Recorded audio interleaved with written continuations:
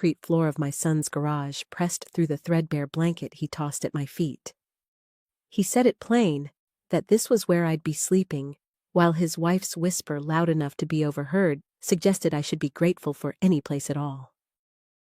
I felt my fingers tremble, the old ache of arthritis flaring, and made a small, practiced nod that had kept the peace for years. Through the thin walls, I heard laughter, clinking glasses, music that should have included me. I had driven 6 hours for that invitation, the first in 3 years, and paused at the hallway to glimpse the renovation that supposedly made the guest room unusable. One half-empty paint can, a single drop cloth, and a bed turned perfectly down. The lie was simple and thorough. I returned to the garage and learned exactly how heavy a night could feel when you are 72, and someone you raised decides you belong with rakes and bicycles. I did not cry. I counted the insults instead, the small humiliations that had accumulated since my husband James died, the dinners canceled last minute after I traveled the long way into the city, the sudden emergencies that required yet another loan for my son's lifestyle, the ceremony mix-ups that kept me away from my granddaughter Sophie's milestones, the way my voice dwindled into a careful whisper around my son because it was safer to make my needs sound like apologies. Somewhere between midnight and morning, something in me unlatched. I thought of James and how he used to see through Richard's charm to the restless entitlement underneath. I remembered how before he died, he had set aside accounts that no one else could touch, the quiet scaffolding of a future he hoped I would one day reclaim. I remembered, too, how I had hidden that truth, choosing to appear frugal and fragile, so that love could be uncomplicated, even as my investments, stewarded by our attorney Martin, multiplied quietly behind the scrim of widowhood. Dawn arrived like a decision. I slipped into the house while everyone slept and looked at myself in the bathroom mirror. Gray hair, disheveled eyes, rimmed with red, the startled face of a stranger who had practiced being small for too long.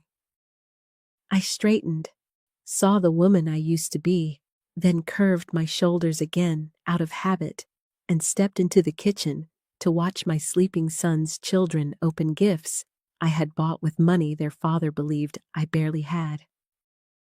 There, with the first clean light of the day on the countertops, I called Martin. He answered on the first ring and asked if everything was all right. I told him I wanted to make a purchase. He said Richard did not own this house, and I told him I knew. I wanted to buy it from the landlord. Martin went quiet for a breath that carried 30 years of our history.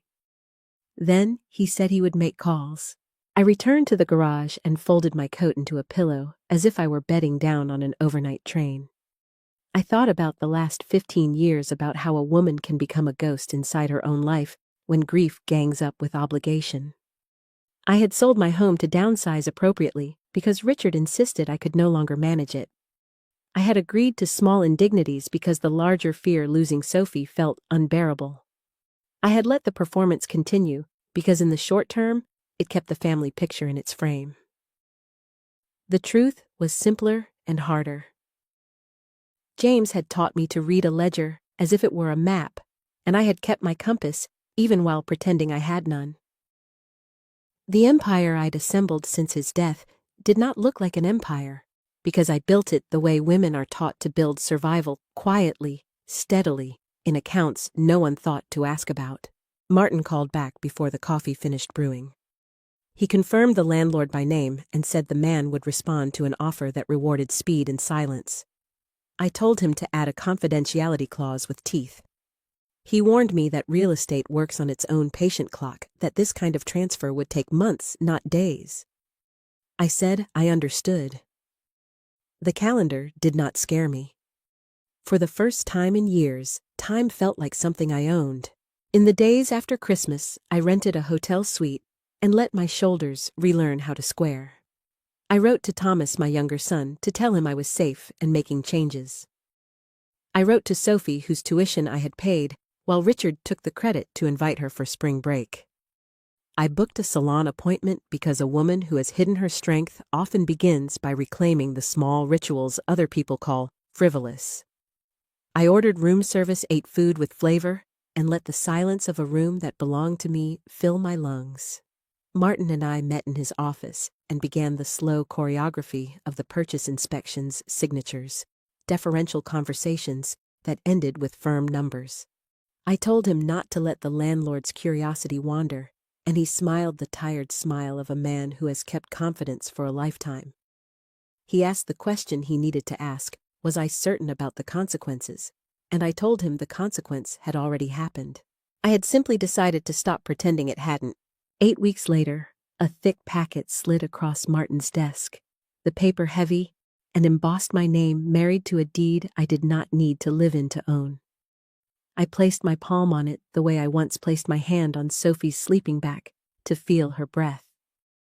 The weight on my shoulders shifted.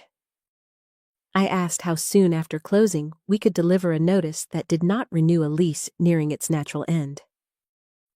Martin outlined the timeline and the statutes and the etiquette. I nodded. When he asked how I had kept my finances hidden for so long, I told him the truth: people do not interrogate stories that benefit them. And when he asked how I felt, I did not say triumphant or vindicated. I said awake. Richard's face turned the color of old brick when he read the notice. We sat across from each other in a cafe where I had chosen the table nearest the window, light streaming across the surface of his fury. He sputtered that there must be some mistake, that the letter claimed I was his landlord, and that he had to move out in 2 months when their lease expired. I sipped my latte full cream, not the skim milk I had pretended to like around him, and told him there was no mistake. I bought the house. His voice cracked into disbelief. He insisted I could not possibly afford such a purchase. I leaned forward, my new haircut gleaming in the morning light, and told him I had been keeping accounts as carefully as he kept excuses. From my bag, I withdrew a small leather notebook, every loan, every promise to repay recorded in my hand. His bluster faltered as he leafed through it. He reached for sentiment, for manipulation, reminding me I was his mother, and mothers help their children. I answered that mothers raise their children to be adults, and that I had failed him in that way. This eviction was not cruelty, I told him, but consequence. He tried his final card, invoking his father's name as a weapon. I laughed, real and unguarded, startling us both. His father had known exactly who I was, I told him. It was Richard who had never bothered to see me. I left money for the coffee on the table, told him Martin would expect the keys by June 15th, and walked out with my head high. His voice followed me, promising Jessica would never forgive me. I did not turn around. That, I said over my shoulder, might be the first gift she ever gave me. A week later, Jessica's voice came over the phone, sharp with outrage. How could I do this to family after everything they had done for me?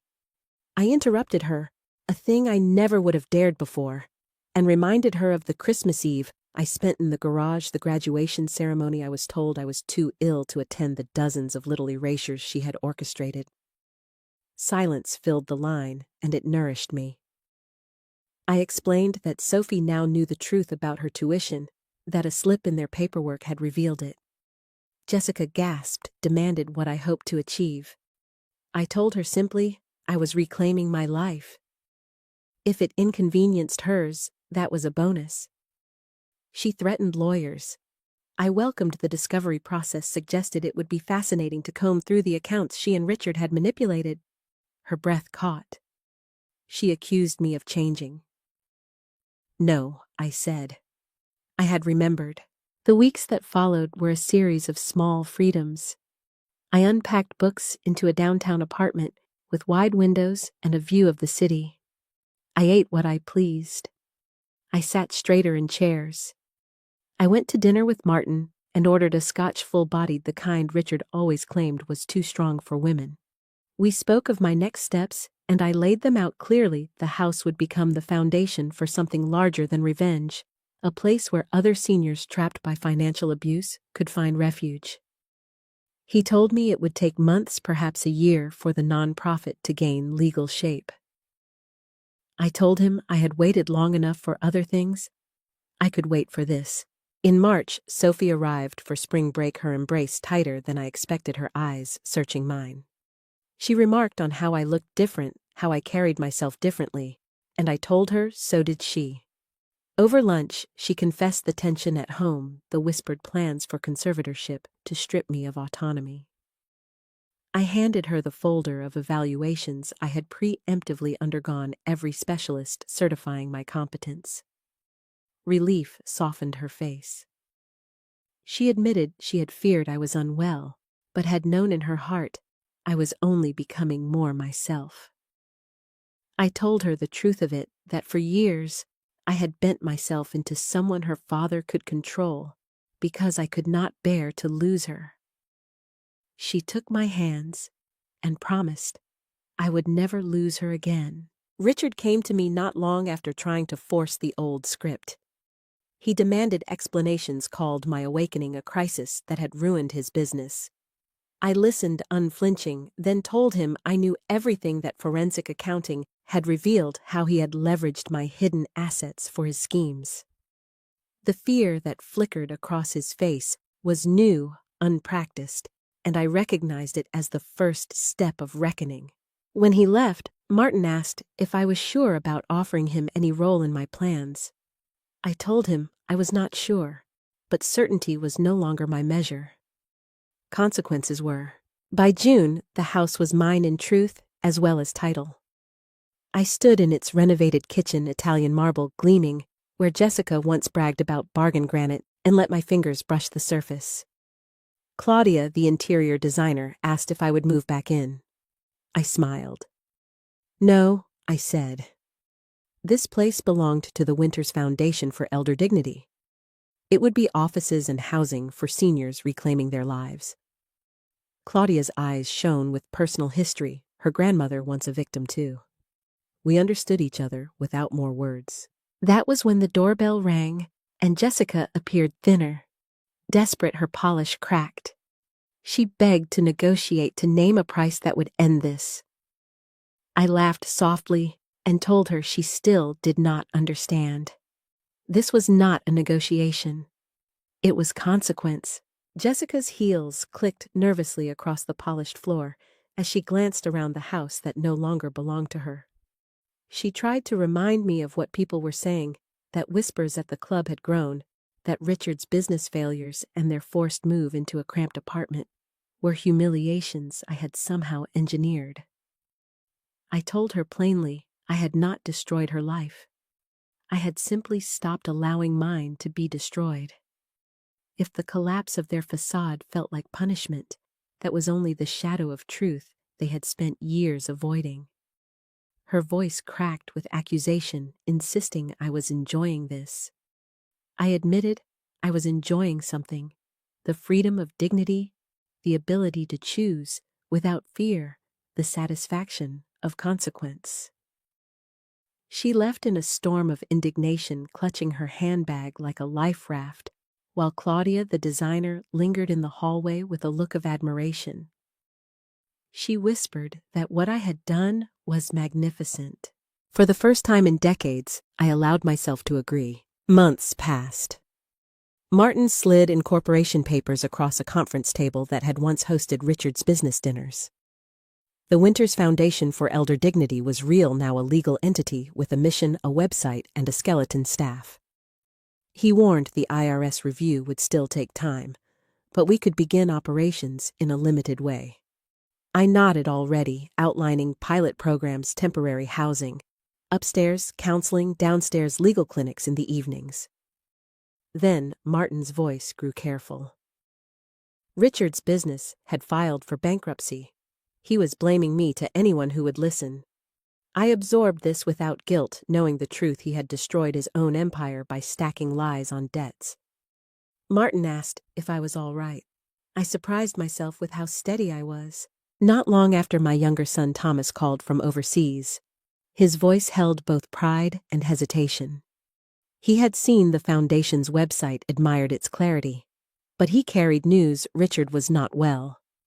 He was drinking too much, Jessica had left, and Sophie was keeping her distance.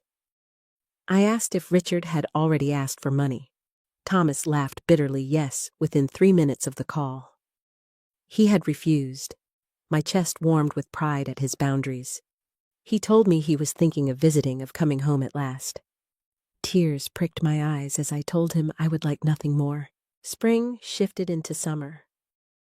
I caught my reflection often in mirrors, in the windows of my apartment, in the glossy surface of foundation brochures. Each time the woman who looked back at me was straighter, clearer, someone I both remembered and was still getting to know. Then one morning, Richard appeared outside the foundation's office door. 10 months had passed since the garage. His clothes were rumpled, his eyes swollen from drink, his voice raw. He said he needed help. I let him inside, asked directly what he wanted. Financial help, he admitted. I told him what I would offer, instead, redemption. He did not understand, so I explained. If he wanted assistance, he could work here at minimum wage at the very bottom. He could answer phones, make coffee, file papers. He could attend therapy twice weekly, take financial literacy classes, earn back respect through accountability. He called it humiliation. I told him it was adulthood. He raged, insisted this was no version of love he recognized, tried to hurl my younger son's name as a weapon. I stayed calm, told him Thomas had already refused him. One by one, every door had closed. Mine was open only on these terms. He froze at the threshold of leaving his hand on the door, then turned back with a different expression stripped of entitlement, laced with fear. He asked when he would start. Monday, I said. 8 a.m. sharp. I phoned Martin afterward, told him Richard would be working at the foundation. Martin worried it might not be wise. I admitted it might not be wise, but it was necessary. The will I had revised with its behavioral adjustment clause would cover the rest, ensuring that if he regressed, consequences would remain. 3 months later, I passed Richard at the reception desk instructing him to update a client's file. He replied with quiet competence.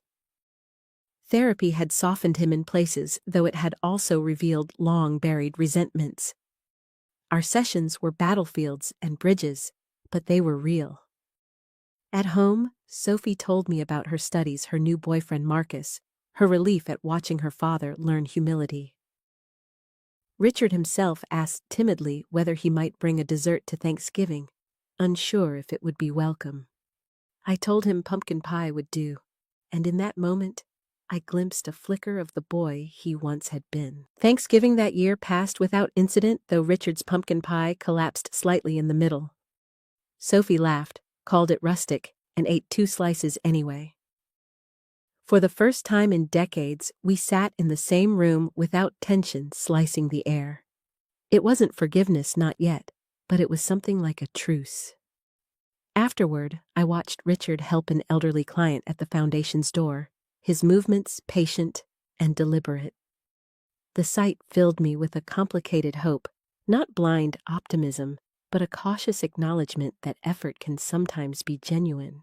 When I met with Mrs. Abernathy, an 80-year-old widow whose children had siphoned her savings, I found myself repeating words that had become my own mantra.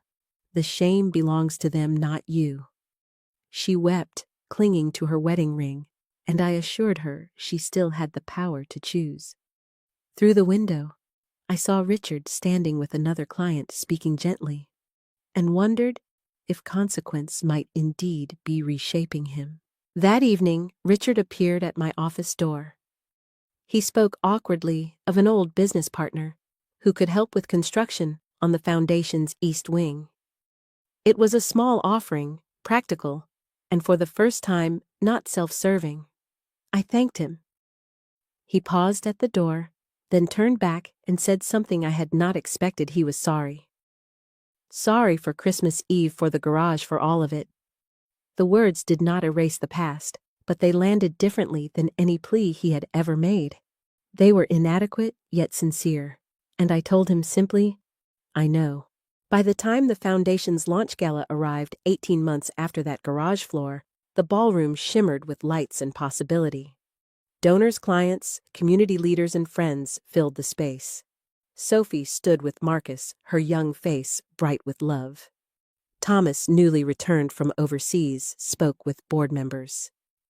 Richard stood at the edge, sober for a year, his features sharper, his demeanor humbled.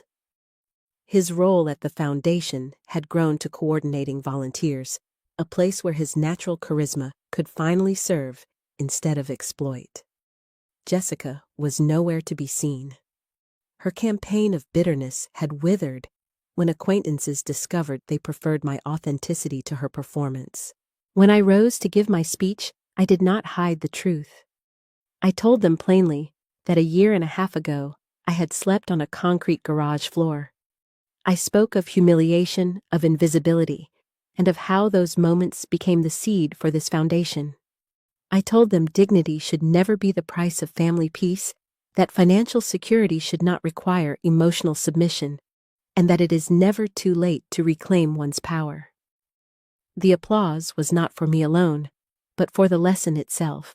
After the event, Thomas embraced me, telling me his father, my late husband, would have been proud. Sophie whispered that I was her hero. Richard approached more cautiously. He observed that what I had built was extraordinary, and I corrected him, what we were building was worthwhile. He asked if I might join Christmas Eve dinner with the family. I met his eyes and told him no, not yet. He accepted this boundary with only a nod.